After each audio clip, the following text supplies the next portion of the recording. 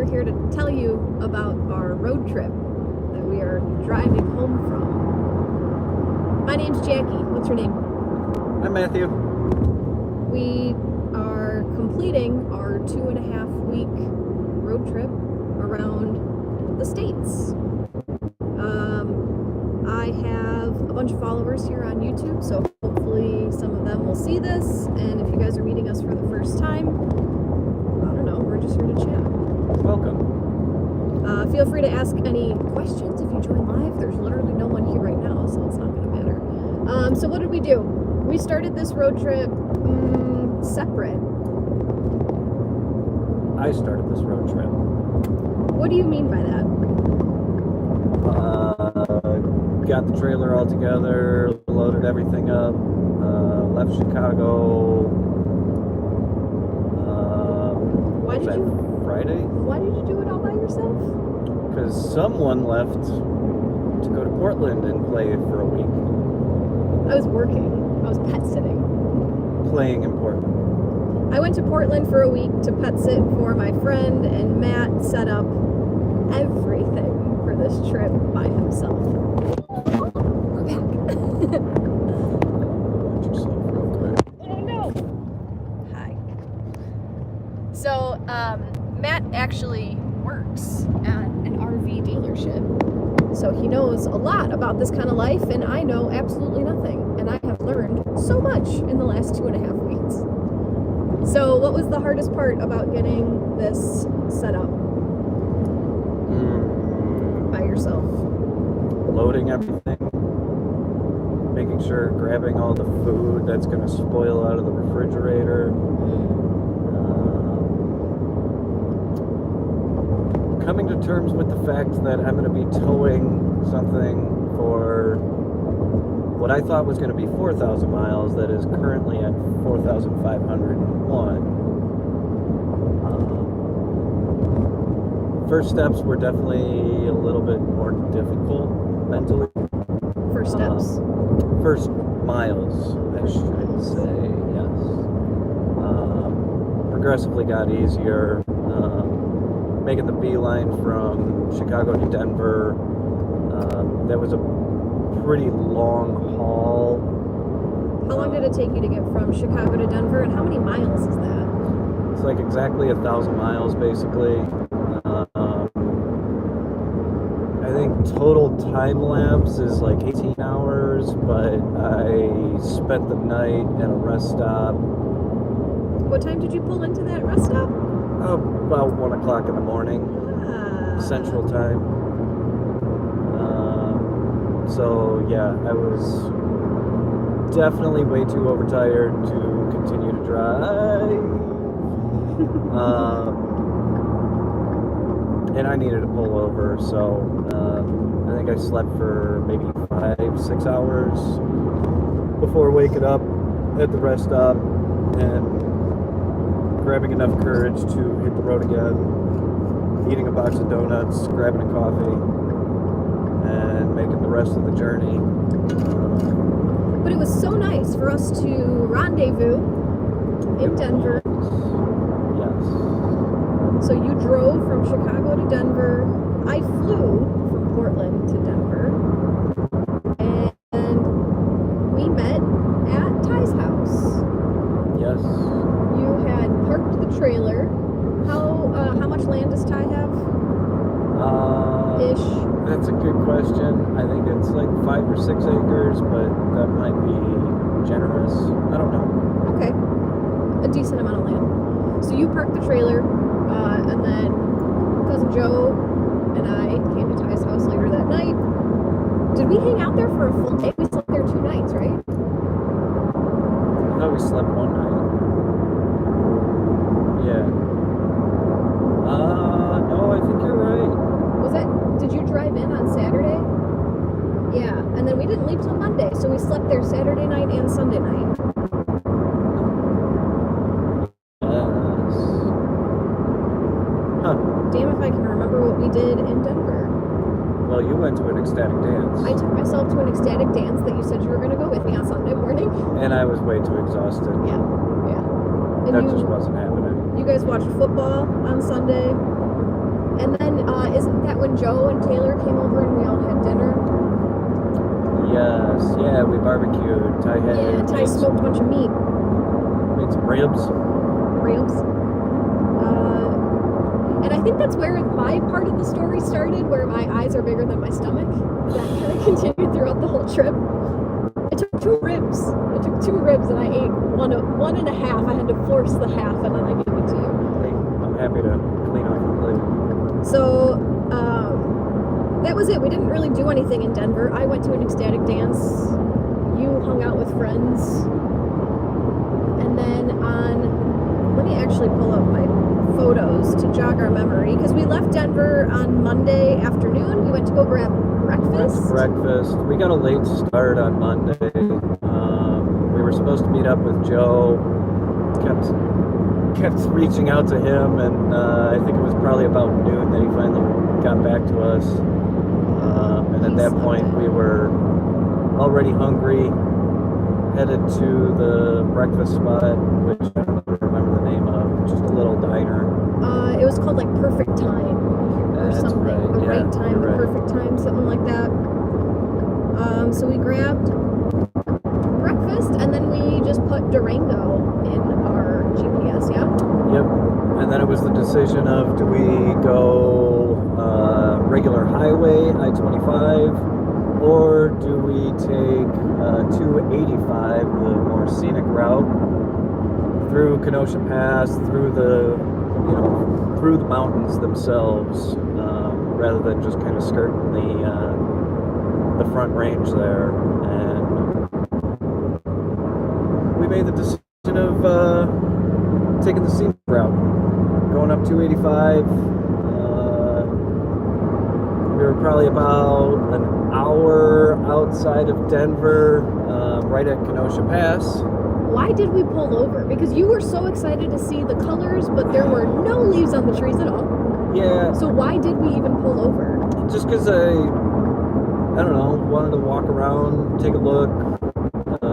That was one of the main things why we wanted to go through Denver. One, to see Joe, because we both love Joe.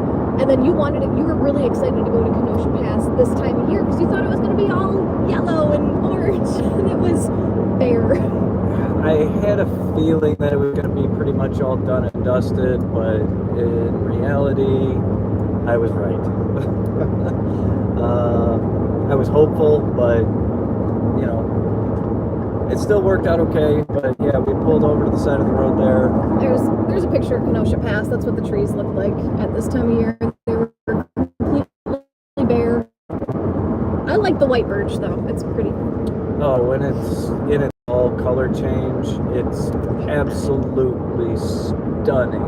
Absolutely gorgeous. So we pulled over, and then you walked to trailer to go check things out.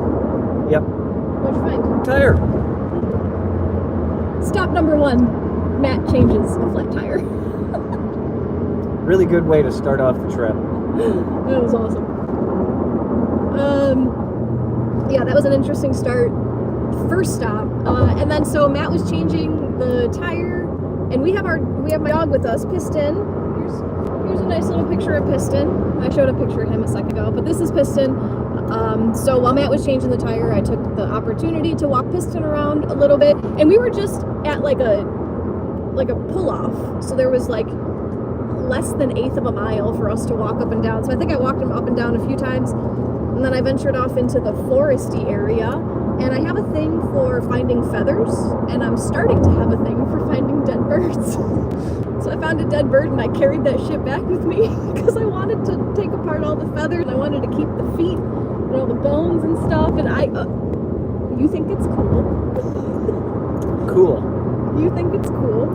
So it's still in a bag in the bed of the truck. So, but whatever. That was a fun experience. I like feathers and bones and stuff. It stinks.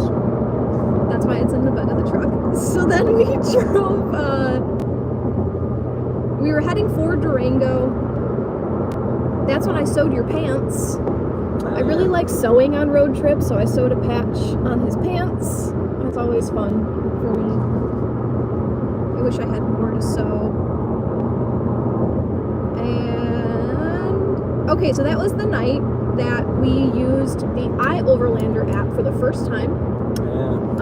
iOverlander, if anyone wants to nomad, if anyone wants to travel, if anyone wants to sleep outside of their house for a night for free, iOverlander it's like a user app, so like users input information into the app, and you can find places to wild camp, so like forest preserves or like random nature spots, or people will also tell you like which parking lots you're allowed to sleep in overnight. There's Walmarts that you can sleep in, there's Cracker Barrels that you can sleep in, but it's not all of them. So we used the iOverlander app. I wanted to wild camp that night. I'm pretty sure both of us were super stoked to like go off grid. So we found just this random spot in South Fork? Probably. South Fork, Colorado. Yeah, it was near the Rio Grande. And we had to drive a little bit down a washboard road. This is the trip where I learned what a washboard road is. It's just a bumpy. And the coolest thing, when we were riding down that washboard road, Matt was like, hey, look, there's cattle. And I happened to already be taking a video outside the passenger window at the cool landscape. Oh, dear. And there was a bunch of cattle walking down the road. And then there was a rancher on his horse, just like steering these cattle. I thought it was the coolest thing. But the interesting part was that my video was perfect until we got to the cattle, and then it started chopping up like it was 2005 internet. So I don't know what that was all about. But we found a cool spot. I'm gonna show you a picture. It's just got a little bumpy for a second. So we found a really cool spot by this cool hill thing. I don't know, and that's where we camped on night one. It was my first time. Oh shoot. It was my first time ever like doing wild camping, so I thought that was pretty fun. Do you have any comments about that first? First, watch yourself. Yeah, so it was basically BLM land, coming up to some trails for like off-roaders and such. Bureau of Land Management, BLM. Yes. Where's Piston? Hi, Piston. Which that iOverlander app is pretty cool. Rather than scouring maps and trying to figure out where it's legal and what's cool, what's kosher to stay at, that really paid dividends. I know it's quick. It's real people saying like, yes, I stayed here. I did not get arrested. I've spent a lot of time looking for places to legally camp and stay while living in Colorado. Jesus.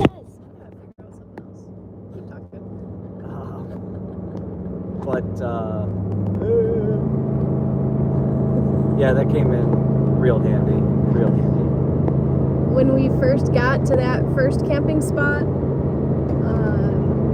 we came across some sort of animal leg, and I'm all about letting Piston enjoy. So Piston got to snack on, I think it was like an elk leg or a deer leg or whatever, and he ate the whole thing. He ate the whole thing over the night and then the morning, so whatever, that was fun. He went to town on that thing. He did. There is a YouTube short on my page of him going at it, so if you want to see him enjoying that, check my shorts. And then here's a picture of Matt in his winter coat. It was cold. It was cold there. It was cold most of the time. Glad I had my winter jacket. I'm glad you brought my winter jacket that I told you I didn't think I would need, and then you brought it. You're right. You're always right. Can I hear that one more time? You're always right. Thank you. So we started driving to our next destination, which was the Grand Canyon. Was that when we just said, let's go to the Grand Canyon? Yes. Because our next stop is, I don't want to say it out loud. Yeah, we headed towards the Grand Canyon. And this is like my favorite story of the whole trip. We were going toward, Antelope Canyon. Antelope Canyon was before Grand Canyon. Oh yeah, you're right. See, you are always right. Duh. So yeah, because Bobby said to go towards Antelope Canyon. Yep. So Matt's friend's wife showed us pictures of Antelope Canyon. I had never heard of it. Have you ever heard of it? No. But I've seen pictures similar to it. So if you want to see, look up Antelope Canyon, because spoiler, we did not go there.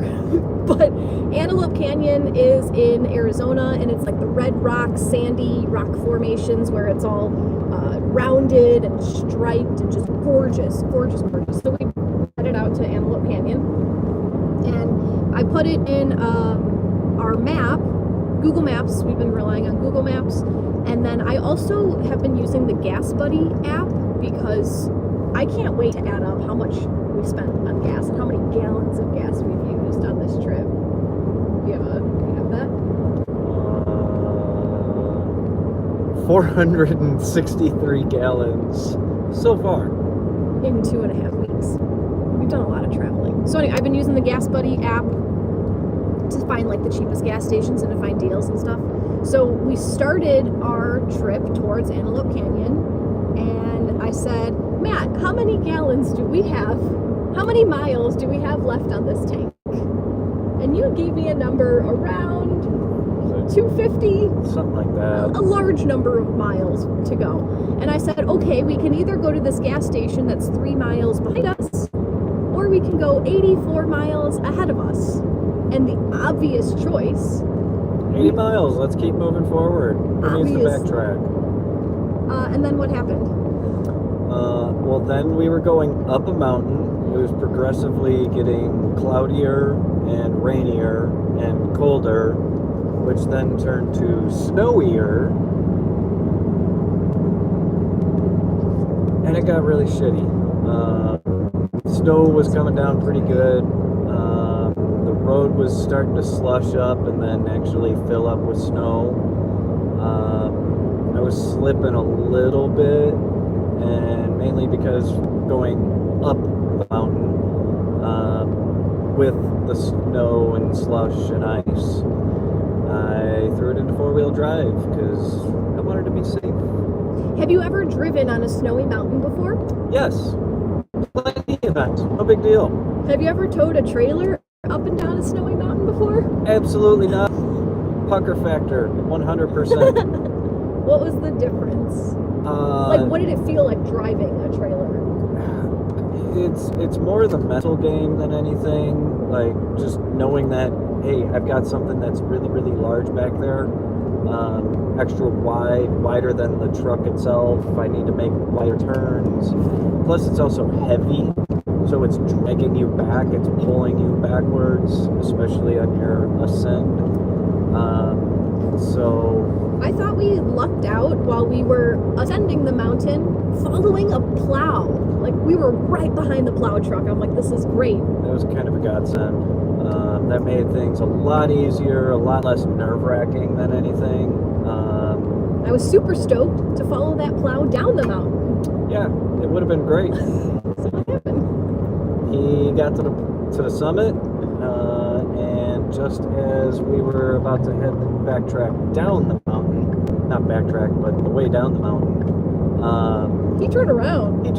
He busted a U-ey. He went down to plow the descension side that we just came up. So Matt's like a very cautious person, and I'm not.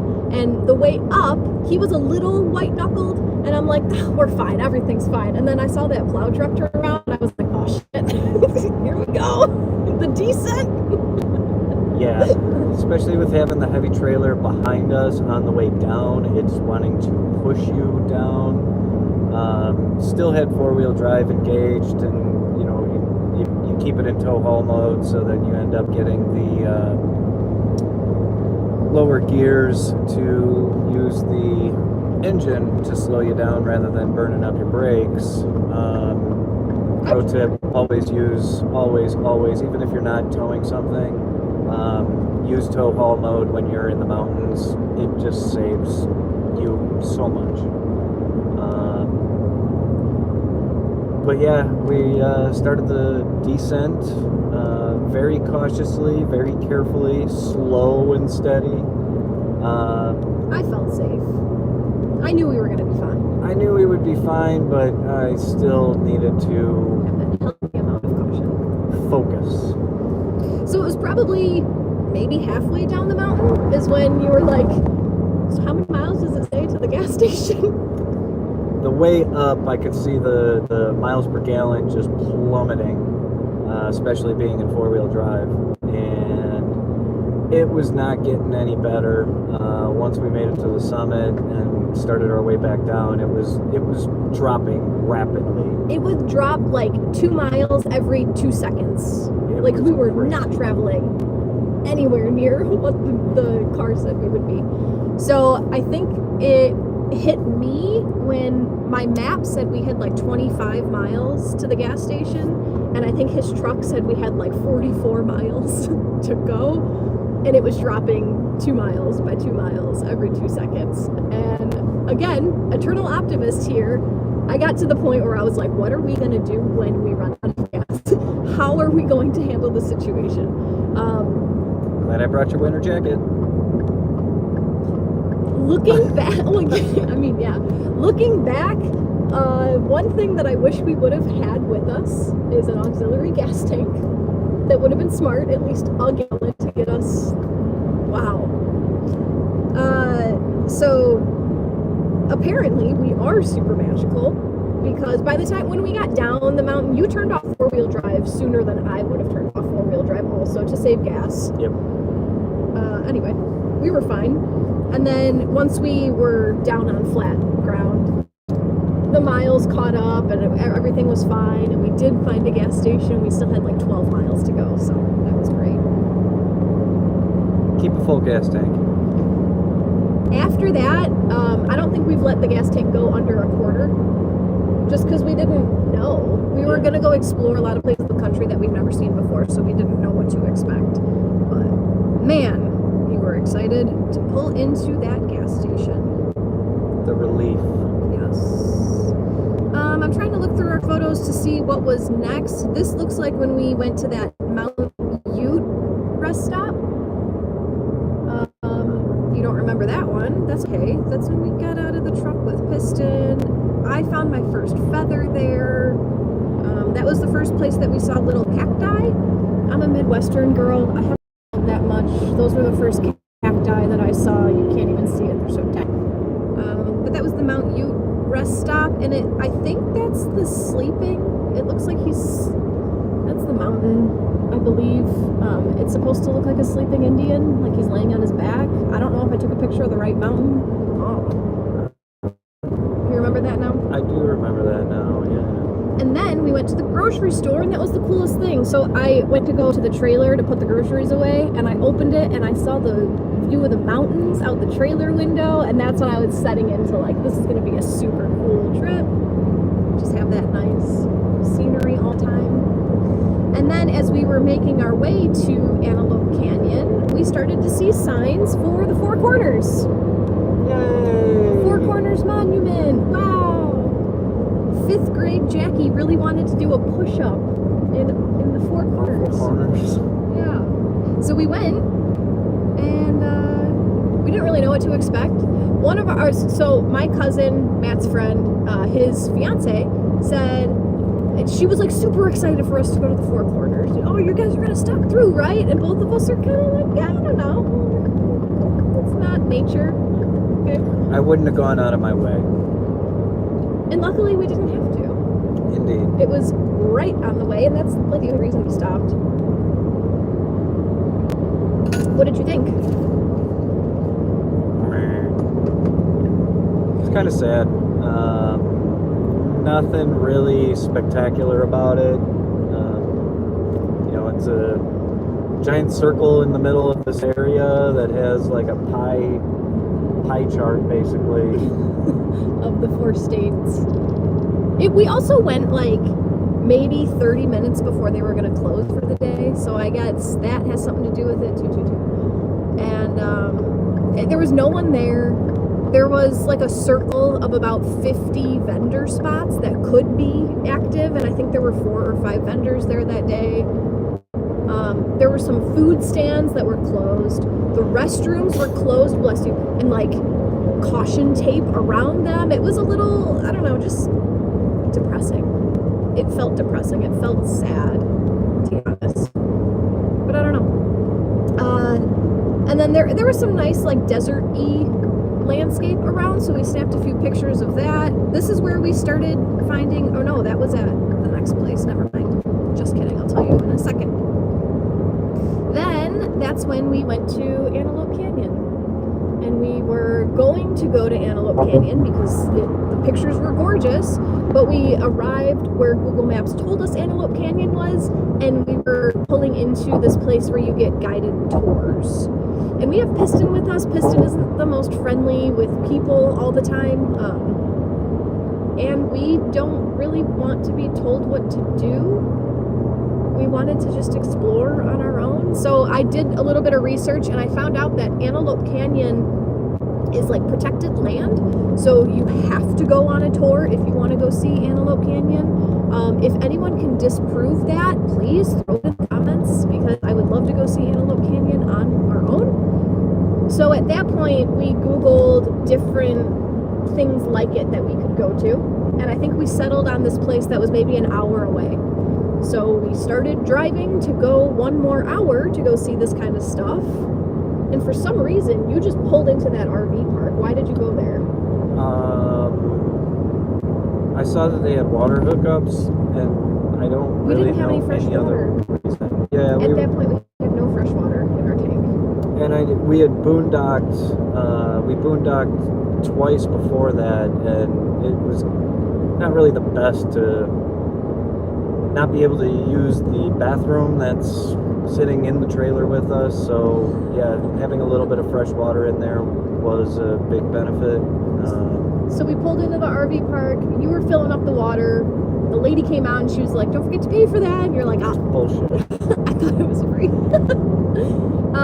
And then you asked her if there was anywhere to go hike. Yep. Because we were still very close to Antelope Canyon.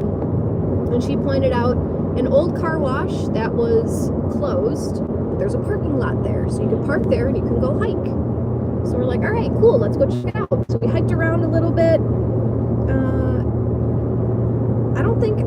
I don't have all the pictures. They haven't all loaded to my iPad, so I don't have all the pictures yet. But we hiked around a little bit, and we kind of liked it. It seemed a little bit nicer than we thought. For being right on the highway, it was actually kind of a cool little area. You were in civilization, but it also felt like you were away from everybody, which was kind of nice. It was really nice. So then we decided just to get a spot at the RV park for the night. Yeah. And that was my first ever RV park experience. So we got all set up. It felt very like futuristic, dystopian to me. I got that feel. Do you know what I'm talking about at all? No. I never played Fallout, but I used to know people that would play Fallout. And it just felt like, yeah.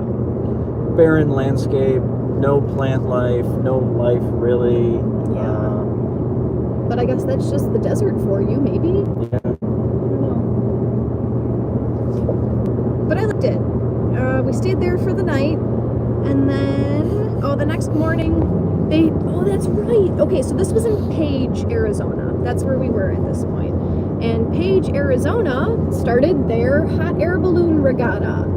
So, yeah, we woke up. Was that Halloween morning? No. I think that was Halloween morning. No, we were in. Yes, it was. Okay. Jackie's always right. Yeah, look, October 31st at 8:34 a.m. This was Halloween morning that we woke up and we saw this hot air balloon. And then we saw a handful more. They have a hot air balloon regatta, so I don't know what that was all about, but that was fun to see a bunch of hot air balloons in the sky. Then we went to breakfast in Page. We explored the little would you even call it a downtown area of Page? They set up for a Dia de los Muertos street market. So we hung out at the street market for a little bit. There was something about Page, Arizona too. I really liked it there. I would like to go back to Page. It was a fun little town. And then we set out towards the Grand Canyon that day. Okay. And as we were driving from Page towards the Grand Canyon, there were some interesting looking mounds on the side of the road. And I also saw someone in front of us like pull off onto a side road, and they started like driving deeper into these like red rocks. And I remember I made a comment, if you want to go do that. And we were nervous because we still hadn't found a spare tire for the trailer that we had to replace the tire for. Didn't we go to the grocery store and they ran out of power? That's right. Yeah, that was where we, that was before Page. But yeah, we were in Safeway and their power went out. And that's where we bought the damn strawberries. Those fucking strawberries. I didn't eat them, yes. At some point. Me and Matt have different dietary things. I eat healthily. I love strawberries. Don't get me wrong. Oh, no, that was the time that we were at the store and I was like, I need real food. I can't just live on Das pretzels and Ritz crackers and Gushers. I need food. So we found some cheap strawberries and we bought them, and for some reason we just could not get ourselves to eat them, and they kept taking up a lot of brain space because they were about to go bad. You gotta eat the strawberries. Gotta eat the strawberries. I went to town on those strawberries eventually. Yes, you did. Thank you. And then we threw out a bunch of them. So we were driving through Arizona, and we saw someone else turn to an off-road road, and I asked Matt if he wanted to go, but because we didn't have another spare tire for our trailer, he's like, that's too sketchy, I don't want to go. Fine, okay, that makes sense. But then we found this cool, like, Navajo stand, turn-off stand. So we parked there, and we walked across the street, and we went under the barbed wire fence, because why not? And we started exploring these cool-looking mounds. I don't know what to call them. They weren't mountains, they weren't hills, this is squishy. Like, it looks like elephant skin, looks like rock, but it was squishy. So we walked Piston around, we found some really cool rocks. Yeah, that's where we found all these. I know it's kind of probably hard to see on the video, but we found some cool, and it's super puppy. Hello. These gold rocks were actually my favorite. I grabbed a handful of these, but there were just some cool rocks back there. Walked around a little bit, and then we made our way to the Grand Canyon. And that's the day that we pulled into the Grand Canyon right before sunset. And I say we take a pause on this so we can go get some gas, and then we come back later. If you guys want to come back, probably in half hour, 45 minutes. If we have internet, I'll be back. But we're going to take a pause now. We're going to tell you when we come back about the Grand Canyon. What was after that? Sedona. We were in Sedona for days. Sedona's vortex would not let us leave. We'll tell you about the Wild West, Tombstone, Arizona. And then we'll tell you about getting stuck on the road. And we're making our final descent back to the Midwest. So we're going to go get gas. We'll be back in a little bit. Say goodbye. Bye-bye. Piston, you want to say goodbye? What are you even doing back there? Oh, he's just napping. He loves it. All right, guys, we'll see you in a little bit. Thanks for watching. Goodbye.